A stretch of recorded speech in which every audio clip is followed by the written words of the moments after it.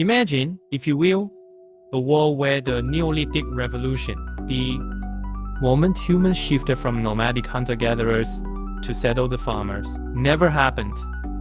This pivotal event, around 10,000 years ago, reshaped family structures, social roles, and ultimately, civilization itself. Now, let's dive deep into how different family life, society, and even modern realities might be if our ancestors had never taken to farming and settled life.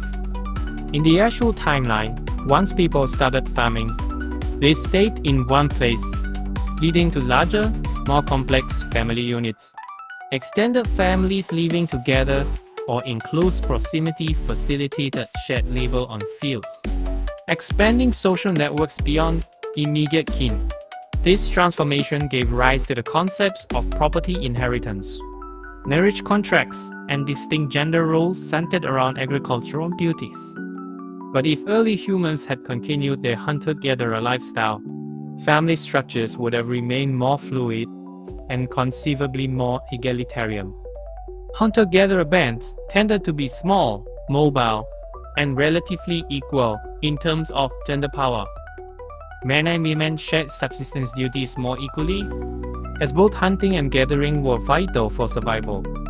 Without the pressure to manage land inheritance or accumulate property, marriages may have been less about economic alliance and more about social cohesion. Children were raised communally, and kinship networks extended beyond narrow nuclear units. Without farming, such small, tight-knit groups likely would have persisted for tens of thousands more years.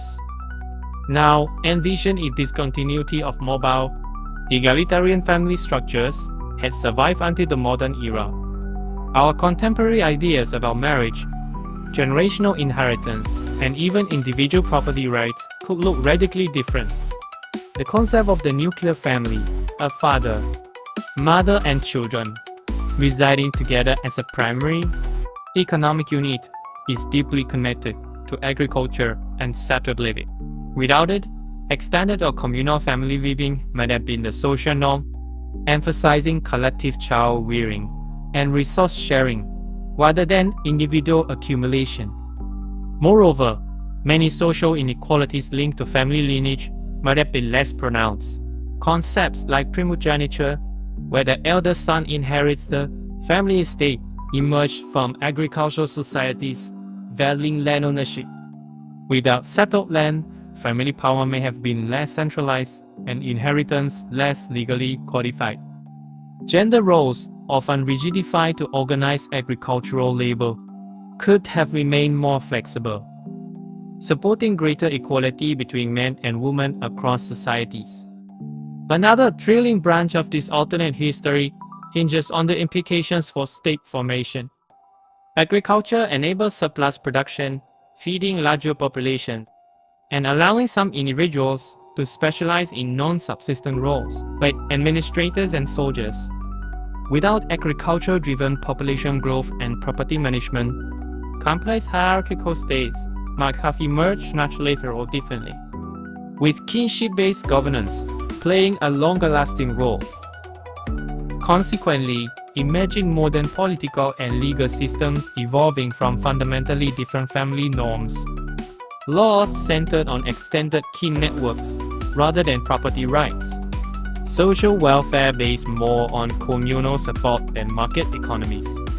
Our very sense of individual identity, often tied to family name, estate, and lineage, could be far less pronounced, replaced by an identity rooted in broader communal belonging.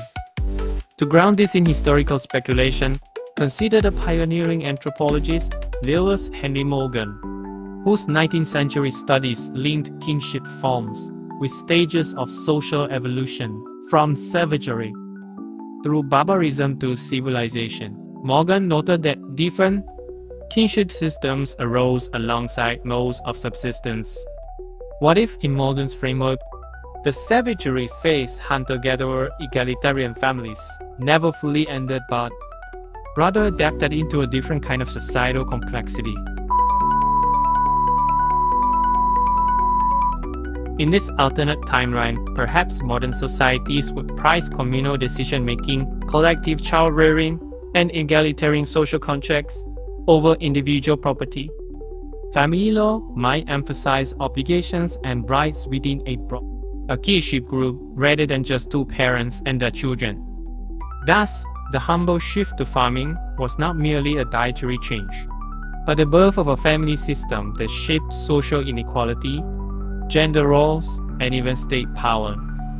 Imagining a world where this shift never happens helps us understand how deeply intertwined the history of the family is with the wider course of human development, and how our present social realities echo decisions made millennia ago around campfires and fields. Isn't it thrilling? Just by pondering this single thought in human history, the entire tapestry of family, society, and power unfolds anew before our eyes. The history of the family is, we will on the sea with thought men in the moment with the history of humanity itself.